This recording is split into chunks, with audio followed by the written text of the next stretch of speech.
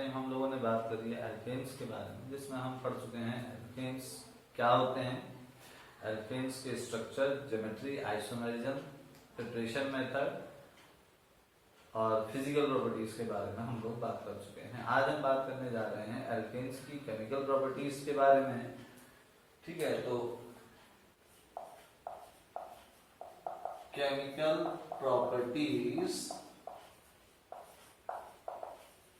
Of alkanes. आज हम बात करेंगे केमिकल प्रॉपर्टीज ऑफ एल्केन्स के बारे में। अब ये केमिकल प्रॉपर्टीज ऑफ एल्केन के बारे में अगर हम बात करें तो चैप्टर की स्टार्टिंग में मैंने आप लोगों को बताया था कि दो तरीके के हाइड्रोकार्बन्स होते हैं, जिसमें से एक होते हैं हमारे पास सैचुरेटेड हाइड्रोकार्बन, एक है हमारे पास सैचुरेटेड हाइड्रोकार्बन, और एक हाइड्रोकार्बन्स होते हैं अनसैचुरेटेड हाइड्रोकार्बन्स। एक हाइड्रोकार्बन्स कैसे होते हैं? Unsaturated hydrocarbons, unsaturated hydrocarbons. अब एक सैचुरेटेड है और एक कैसा हमारे पास अनसैचुरेटेड हाइड्रोकार्बन है। ठीक है, तो अब इनके बीच में हम किस तरीके से डिस्टिंग्विश करते थे? हमने ये बोला था कि अनसैचुरेटेड में एडिशन होता है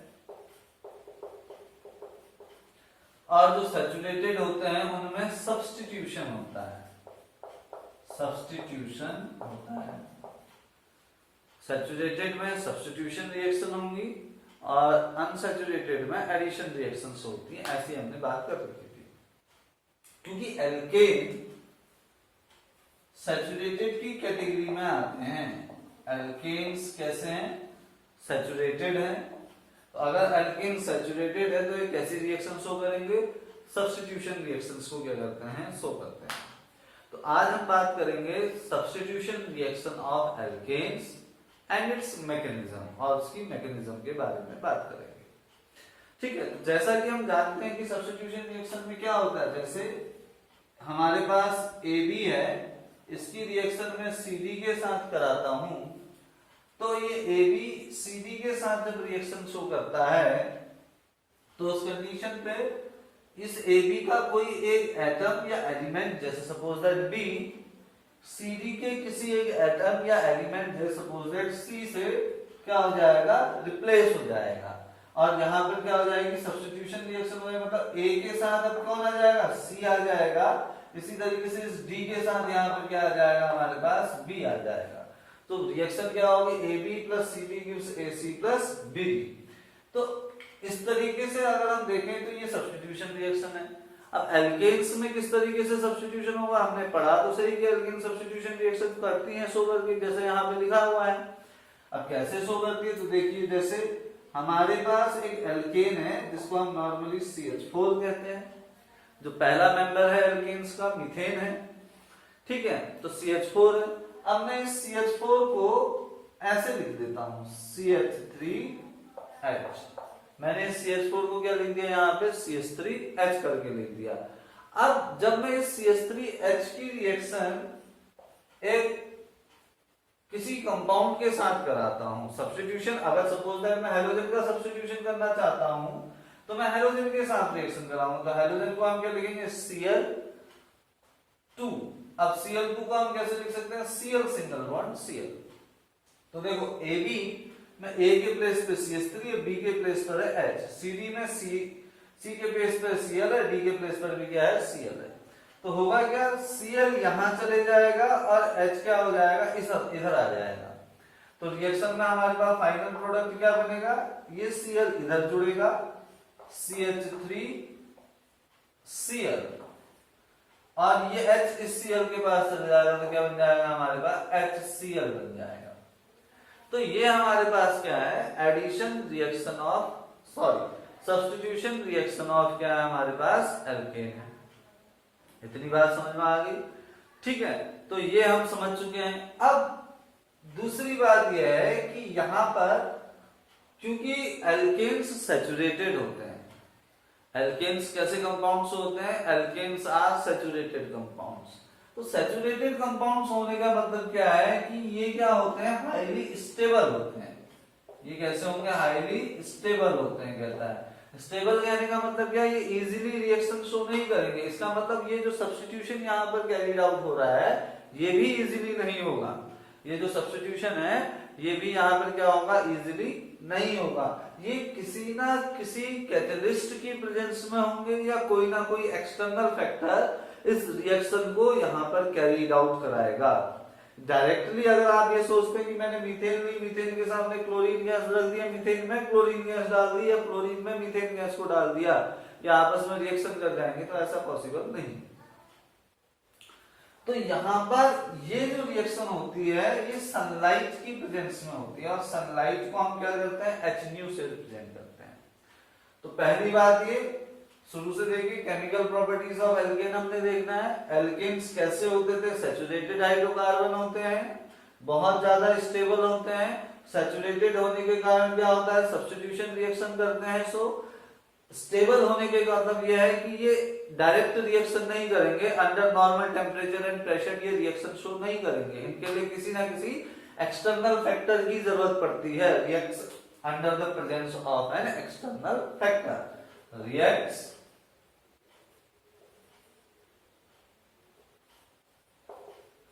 under the presence of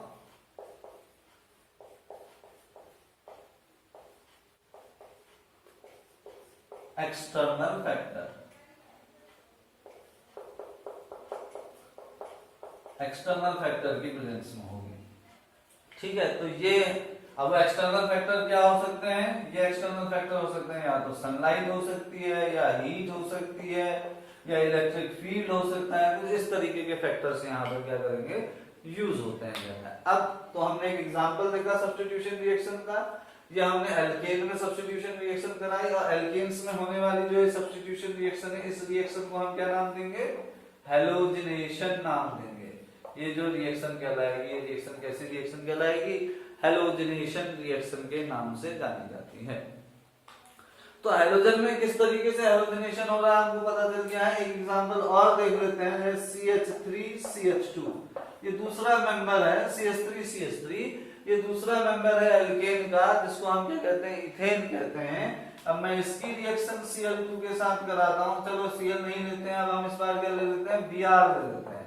मैं इसकी रिएक्शन Br2 के साथ कराता हूं तो इन द प्रेजेंस ऑफ क्या होता है, ये जो रिएक्शन होती है FbR3 की प्रेजेंस में होती है, ठीक है। FeBr3 की प्रेजेंस में ये रिएक्शन क्या करेगी, कैरीड आउट होती है। या सनलाइट भी आप इस पर लिख सकते हैं, तो सनलाइट की प्रेजेंस में ही हम क्या करते हैं, इसकी रिएक्शन कराते हैं। तो जो CH3 था मैं इसको CH2H लिखता हूं, तो एक H और एक Br सब्स्टिट्यूट होंगे, ये बना देगा CH3 single bond CH2 Br और इस H के इस ये जो है इस Br के प्लेस पे चल जाएगा, तो यहाँ क्या बन जाएगा, HBr बन जाएगा।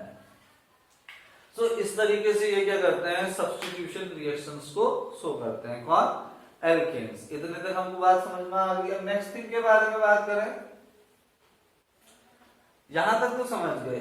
अब ये जो सब्स्टिट्यूशन है ये सिर्फ सिंगल टर्म में नहीं होता। जैसे अभी हमने रिएक्शन पढ़ी CH4 प्लस Cl2, तो हमने देखा ये क्या कर रहा है, एक H एक Cl, तो CH3Cl प्लस HCl बना।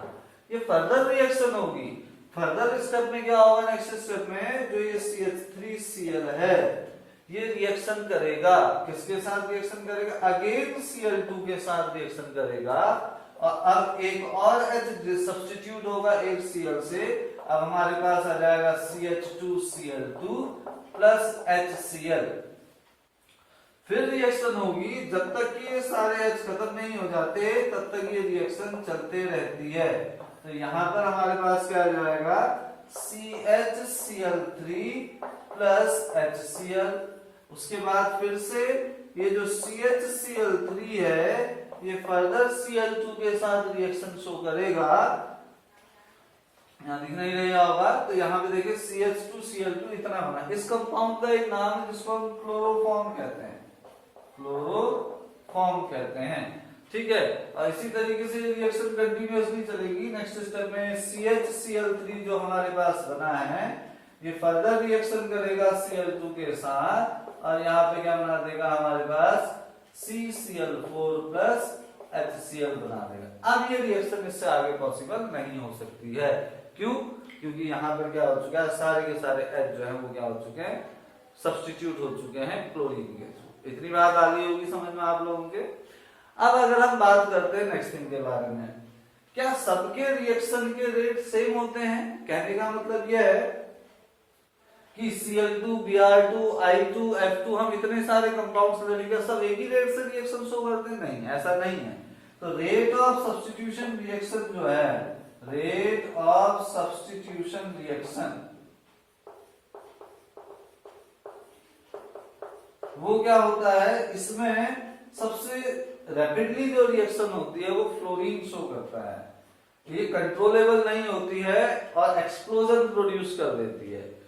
F2, फिर Cl2, then Br2 and at last I2। I2 बहुत लीस्ट रिएक्टिव होता है। सेकेंड थिंग यह है कि I2 इसमें डायरेक्ट रिएक्शन भी नहीं कर सकता है। इसके पीछे रीजन क्या है? जैसे सपोज दैट मैंने CH4 की रिएक्शन I2 के साथ कराई, मैंने CH4 की रिएक्शन I2 के साथ कराई, तो ये क्या करेगा, यहाँ पे CH3I और HI बना देगा। ये जो HI होता है इसका नेचर है रिड्यूसिंग, इसका रिड्यूसिंग नेचर है। HI जो है वो यहाँ पे रिड्यूसिंग नेचर वाला है और जिसके कारण ये जो रिएक्शन फॉरवर्ड होती है उसी के साथ साथ क्या होती है, रिवर्स डायरेक्शन में भी चले जाती है। तो इसका मतलब क्या है, ये रिएक्शन I2 की प्रेजेंस में डायरेक्टली नहीं हो सकती है। तो I2 की प्रेजेंस में डायरेक्टली जब ये रिएक्शन नहीं होती है, क्यों? क्योंकि HI इन्फ्लुएंस करता है और रिएक्शन को रिवर्स डायरेक्शन में भेज देता है।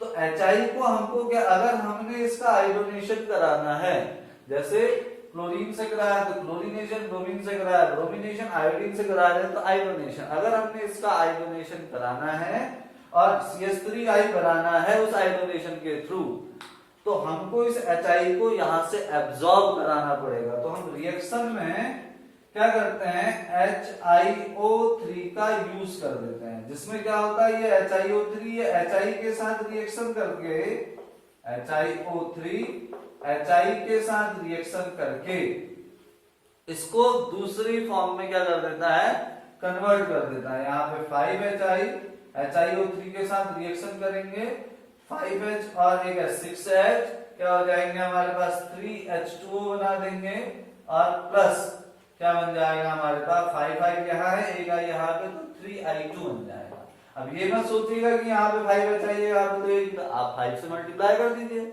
ठीक है, तो वो कोई दिक्कत नहीं है, आप रिएक्शन को बैलेंस कर सकते हैं। तो इतनी बात समझ में आ गई। ये हमारे पास इस चीज के बारे में डिस्कशन था, हेलोजिनेशन के बारे में डिस्कशन। अब हम बात करते हैं किस चीज के बारे में, मैकेनिज्म ऑफ हेलोजिनेशन के बारे में बात करेंगे।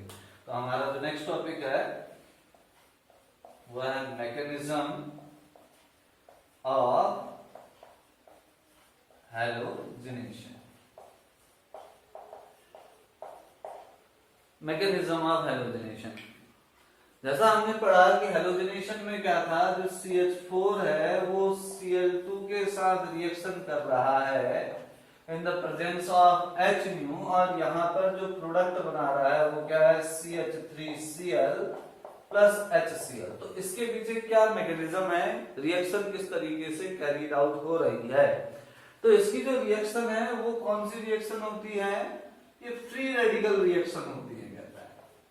कैसी रिएक्शन है, free radical reaction, free radical reaction होती है। तो फ्री रेडिकल रिएक्शन किस तरीके से काम करती है, जरा सा ध्यान से समझिए।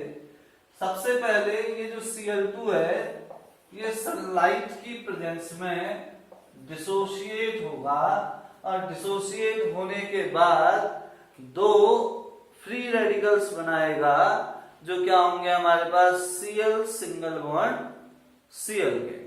तो ये जो पहला स्टेप होता है इस स्टेप को हम कहते हैं इनिशिएशन। तो Cl2 को हम लिख सकते हैं Cl सिंगल बॉन्ड Cl। इसमें होता क्या है देखिए जरा ध्यान से, जो शेयर्ड पेयर ऑफ इलेक्ट्रॉन होता है वो दोनों में इक्वली डिस्ट्रीब्यूट हो जाता है। कहने का मतलब दोनों को क्या मिल जाएंगे, एक एक इलेक्ट्रॉन मिल जाएंगे। जिसके कारण एक Cl का फ्री रेडिकल इस ओर बनता है और एक Cl का फ्री रेडिकल क्या होता है, इस ओर बन जाता है। तो दो Cl के क्या बन जाते हैं, फ्री रेडिकल्स प्रिपेयर हो जाते हैं। अब सनलाइट ने इनिशिएशन कर दिया है, अब आएगी बात किस चीज के बारे में, प्रोपोगेशन के बारे में। प्रोपोगेशन, अब चेन प्रोपोगेट होगी, तो प्रोपोगेशन में क्या होगा, सबसे पहले जो ये CH4 है, CH4 को मैं लिख देता हूं CH3H plus Cl free radical. क्या होगा, जो CH4 है ये क्या करेगा, Cl फ्री रेडिकल के साथ रिएक्शन करेगा और यहां पर फिर से डिसोसिएशन होगा, फ्री रेडिकल की प्रोसेस होगी कहता है।